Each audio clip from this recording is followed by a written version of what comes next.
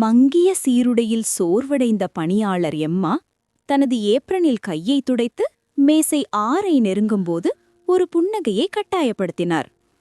அதே வயதானவர் அங்கே அமர்ந்திருந்தார். மிஸ்டர் தாம்சன் அவர் ஒவ்வொரு நாளும் வந்த அதே கருப்பு காப்பி மற்றும் டோஸ்ட் ஆர்டர் செய்தார். அதே டிப்ஸை ஒவ்வொரு நாளும் $1 விட்டுச் சென்றார்.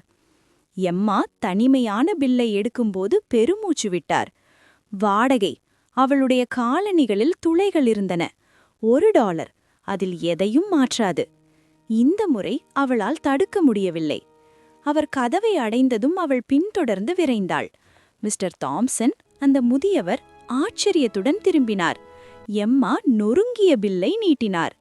நான் முரட்டுத்தனமாக இருக்க விரும்பவில்லை, ஆனால் நீங்கள் எப்போதும் ஏன் $1 மட்டும் விட்டுவிடுகிறீர்கள்?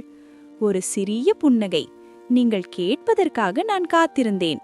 அவர் தனது பாக்கெட்டில் கையை நீட்டி ஒரு பழைய மடிந்த காகிதத்தை வெளியே எடுத்தார். அதை அவளிடம் கொடுத்தார்.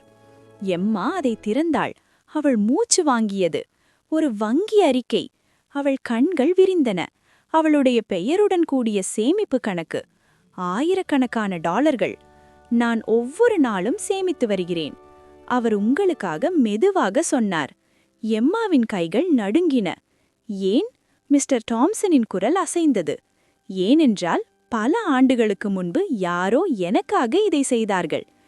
எல்லாவின் கண்களில் கண்ணீர் வழிந்தது. $1, எளிமையான செயல், வாழ்க்கையையே மாற்றிவிட்டது.